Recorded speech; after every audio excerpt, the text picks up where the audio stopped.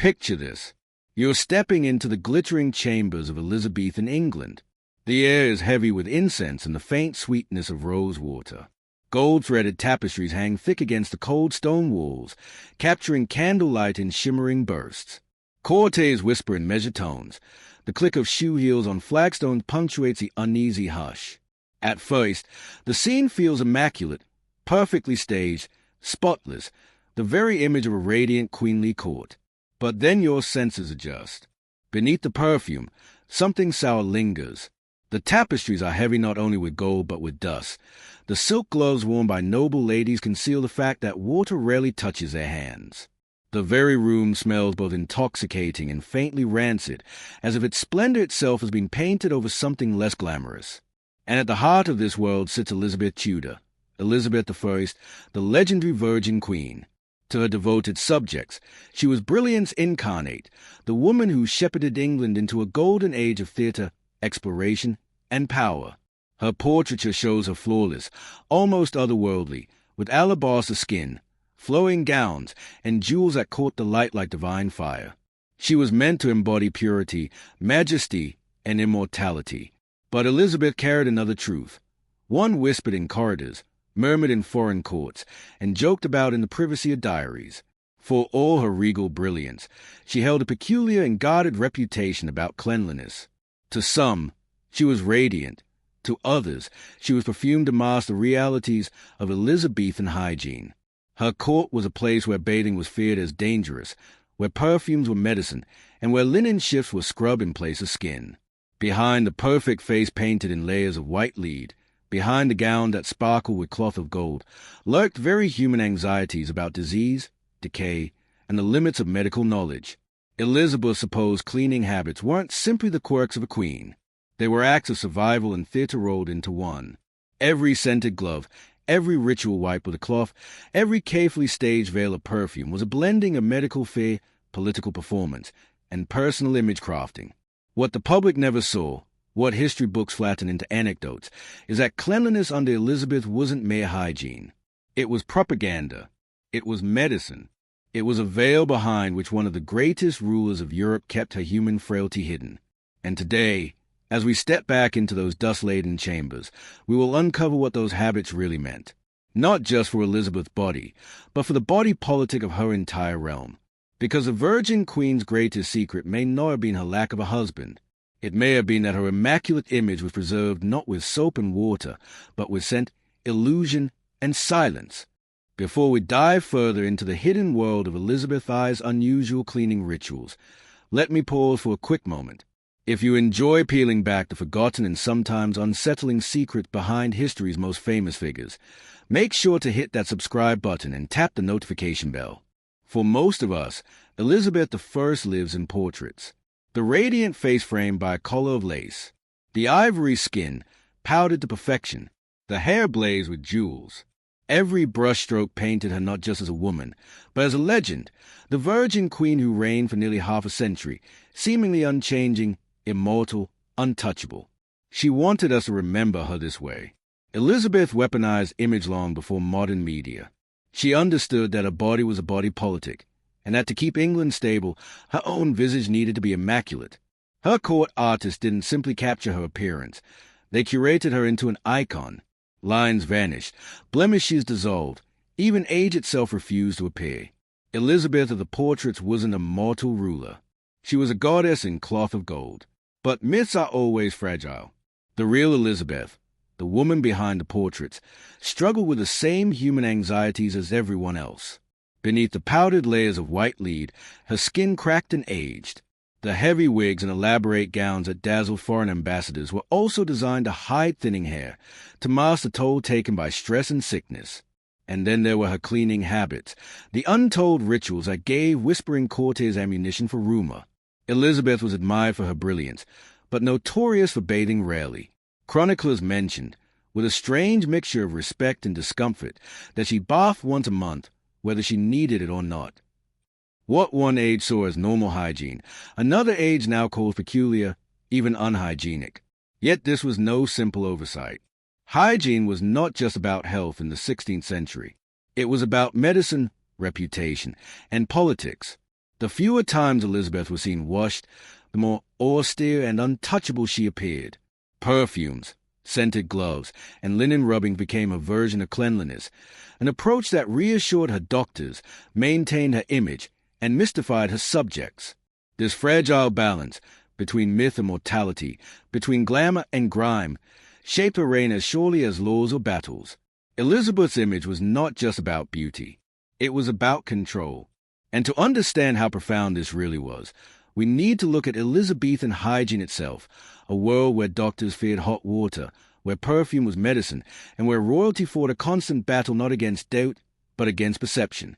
Modern ideas of hygiene, daily showers, scented soaps, sparkling white teeth, simply didn't exist. In Elizabeth's world, doctors warned that too much water was dangerous. They believed that hot water opened the pores, allowing disease to creep inside the body. Bathing wasn't a path to health. It was a risk. Instead, cleanliness was reimagined into rituals that seem strange, even backwards, to us today. For Elizabethans, cleaning didn't mean soap and scrubbing. It meant friction. People wiped themselves down with cloths of fine linen, believing the fabric itself absorbed dirt and disease. Changing your underclothes, especially your linen shift, was thought to be as good as a wash. To them, fresh fabric on skin equals fresh body. Elizabeth herself relied on this practice. Cortes described a linen wardrobe as elaborate and near endless. Her daily cleanliness was often measured by how frequently shifts, sheets, and gowns were changed, not by how often water touched the body. In a world where public streets doubled as open sores, smell was more than an inconvenience. It was feared as dangerous. The theory of miasma, that foul air spread plague and sickness, dominated medical thought. And so the nobility armed themselves against scent. They wore pomanders, small metal orbs filled with herbs and resins, dangled from belts or rosaries. Gloves were soaked in musk or rose oil, rooms clouded with incense. Elizabeth took these practices even further. Her love of perfumes was legendary. Accounts record her using scented waters to anoint her hands, her rooms, even her clothing. Her chambers would have been an overwhelming haze of rose, lavender, civet, and ambergris. To Elizabeth, bathing in fragrance was safer than bathing in water. She wasn't just masking odor. She was battling death itself, with perfume as her armor. Even oral hygiene followed the same principle: cover, don't cleanse. Powdered herbs, cloth rubs with vinegar, or even honey were used to clean teeth. But real dental health was poor. Elizabeth herself was mocked later in life for blackened teeth, a byproduct of the New World sugar that flooded England's court. Her skin fared no better. Instead of soap and water, she relied on cosmetics, thick layers of white lead paint and rouge. When it faded or cracked, she simply reapplied. The face of the Virgin Queen was not scrubbed, but laid, like a canvas repainted again and again. This was Elizabethan hygiene: mask rather than remove, conceal rather than cleanse. Linen instead of water, perfume instead of scrubbing, paint instead of bare skin. Elizabeth wasn't unusual for living this way. What made her unique was how she amplified it. Where others wore small pomanders at their waist, Elizabeth soaked whole rooms. Where nobles changed linen weekly, she demanded fresh layers constantly. And where most aristocrats painted their faces occasionally, Elizabeth transformed cosmetics into a public myth of eternal youth and purity. She wasn't simply a participant in Elizabethan hygiene. She was its perfection and its prison. And in that contradiction, hiding germs by hiding herself, lies the real secret of her cleaning rituals. Because, as we'll see, for Elizabeth, cleanliness wasn't just about disease. It was about image, politics, and control.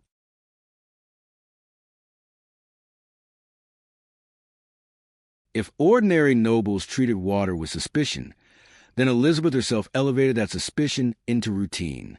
Contemporary accounts suggest that the great Virgin Queen bathed only once a month, whether she needed it or not. To modern ears, it sounds unthinkable. Yet to Elizabeth physicians, water was risky, even dangerous. Immersion could invite fevers or weaken the body.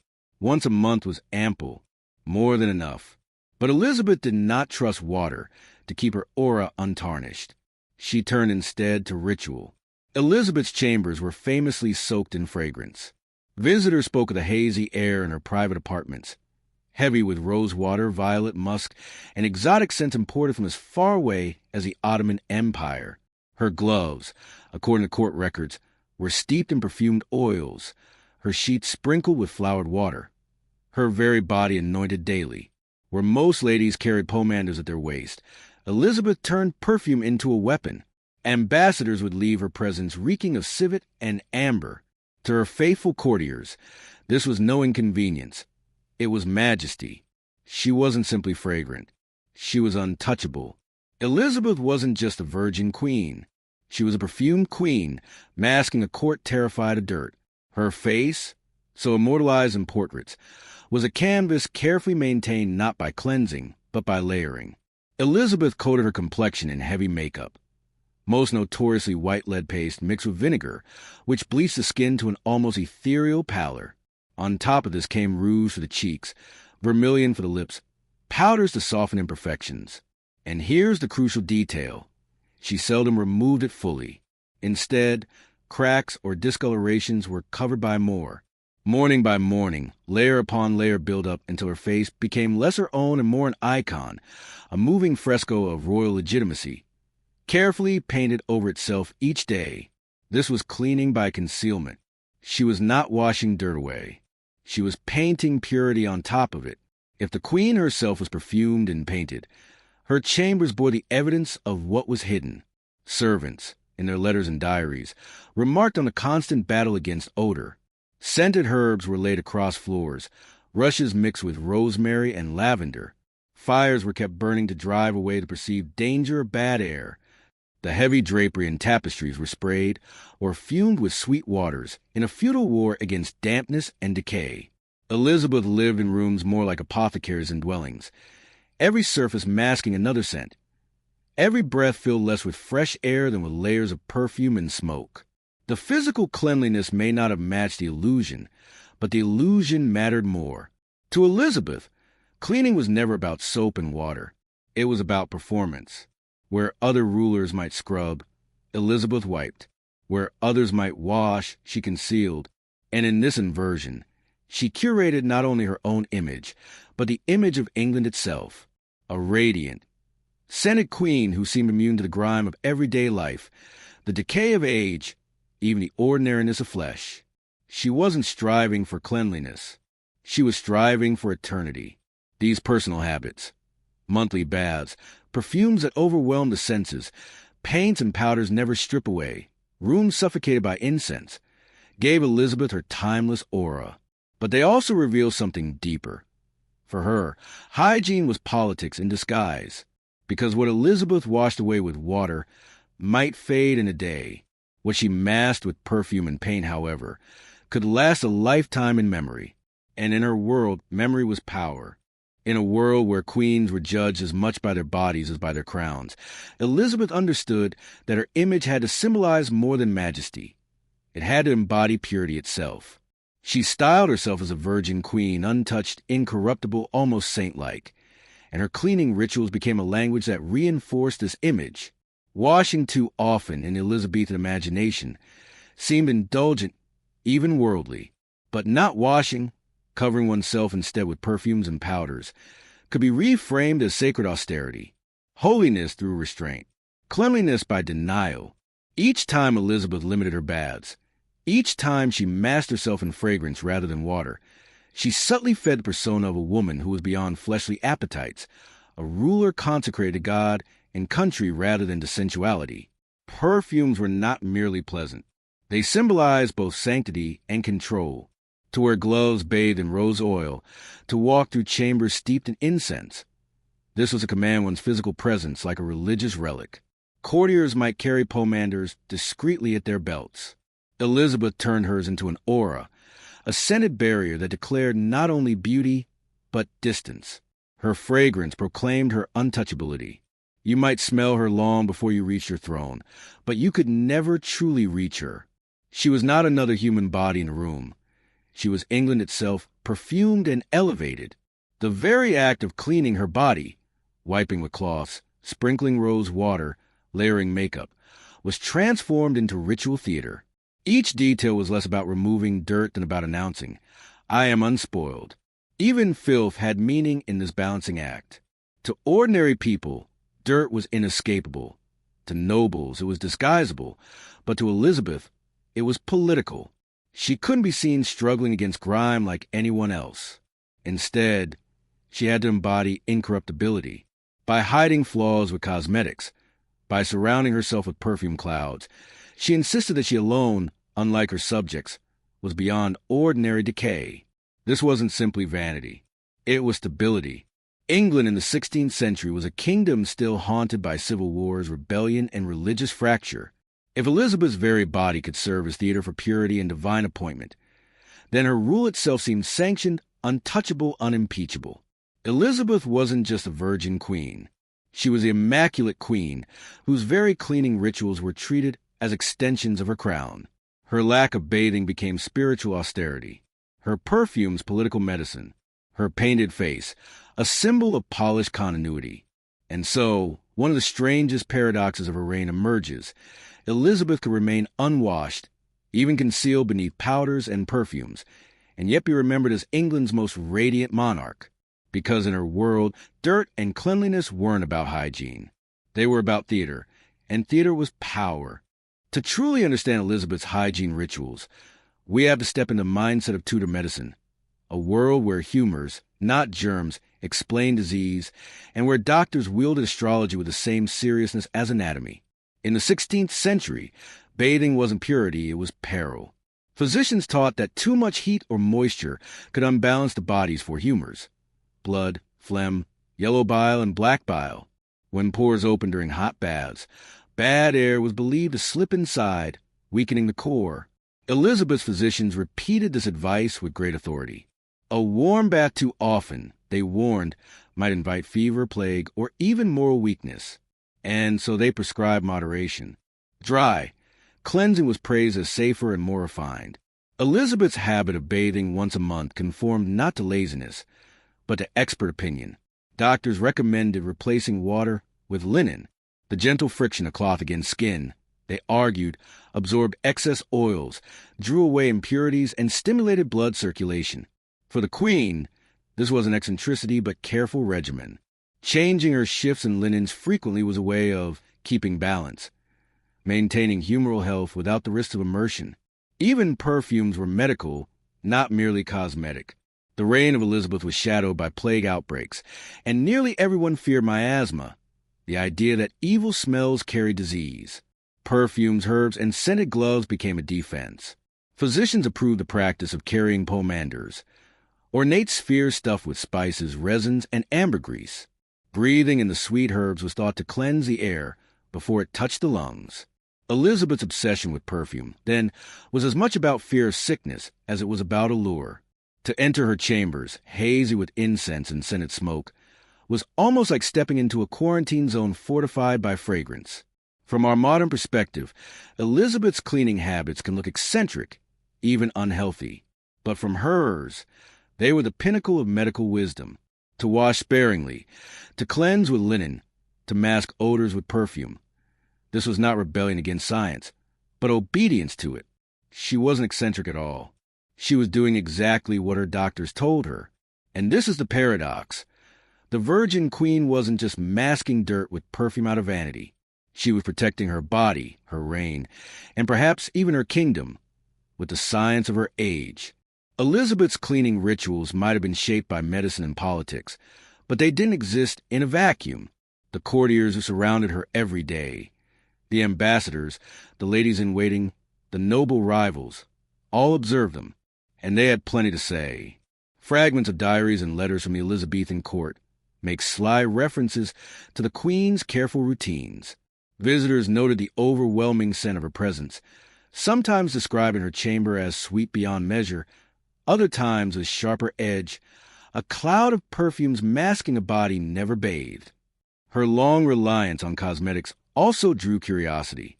Ambassadors writing back to their rulers often remarked on how young she appeared, a diplomatic way of noting that Elizabeth's painted mask concealed the realities of age. To her allies, she was ageless. To her rivals, she was obviously made up a spectacle of concealment. And yet, for all the teasing, her courtiers copied her. When the queen set a trend, the court obeyed. Perfumed gloves, once an eccentricity, became a must-have for nobles of both genders. Pomanders grew ornate, their filigreed spheres dangling from belts and chains. To be close to Elizabeth was to reek, gloriously, of musk and amber, and aristocrats craved that association. Her face paints, too, became a marker of fashion. Women emulated the pale, powdered look, even if it meant risking their own skin to the poisonous white lead. If Elizabeth was an icon, even her concealments had to be imitated. The Queen's cleaning habits transformed into court fashion. Still, imitation did not silence mockery. Gossip flowed as freely as perfume. Some courtiers joke about the Queen's layers of paint, saying her face looked drawn by nature, finished by artifice. Others, less charitable, whispered that she was too polished, an actor on perpetual stage, her cleanliness less a truth than a mask. Foreign visitors sometimes laughed more openly. A Venetian envoy once described her magnificence as majestic, if viewed from afar. The implication was obvious. Distance concealed flaws that proximity might reveal. This was a paradox of Elizabeth's cleaning rituals. To some, they signified majesty, refinement, and purity. To others, they reeked of artifice, a gilded surface covering something more ordinary underneath. Her court copied her perfumes, yet whispered about the smell. They admired her painted face, yet joked about its thickness.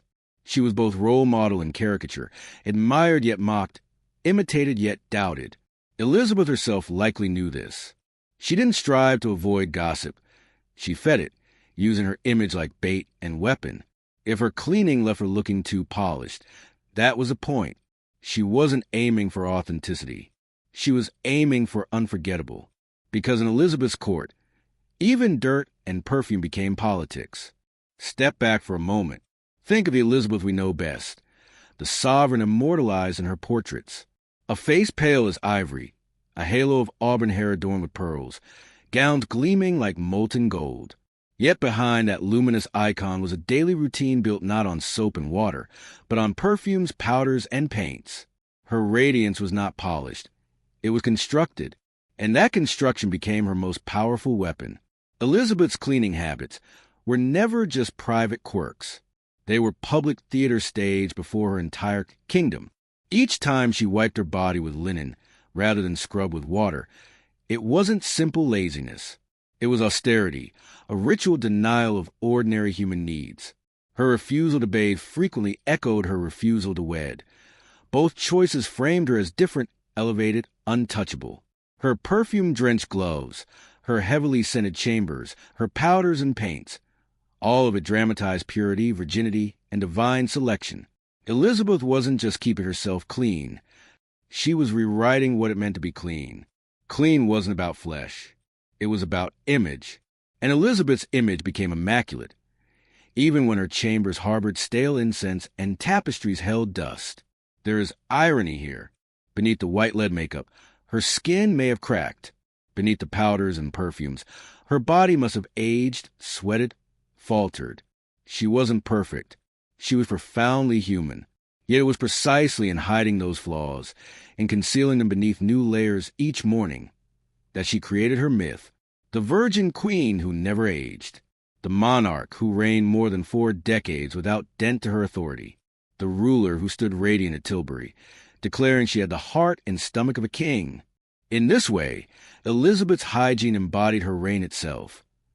Conceal weakness, emphasize majesty, overwhelm with spectacle, wash with fragrance, not water, erase with powder, not cloth, appear unchanging, even while years accumulated behind the painted mask.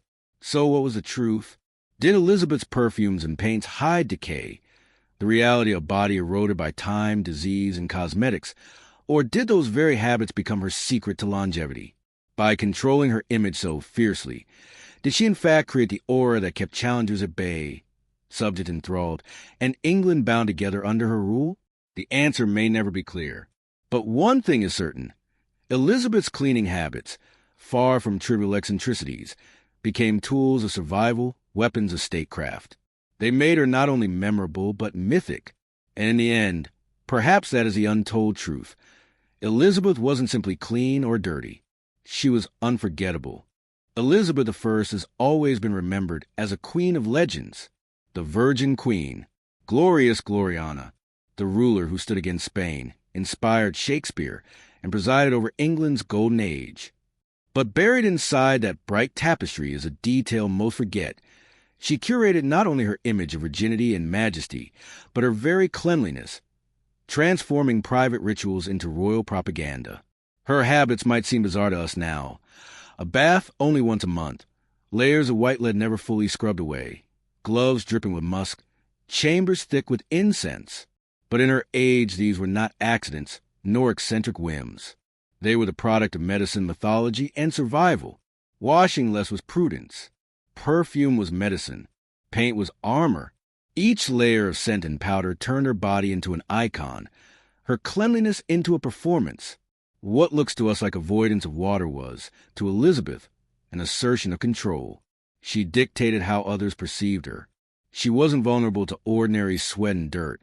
She was above it, or at least, she convinced her subjects she was. And in a fragile kingdom haunted by succession crises and religious wars, that was not simply hygiene.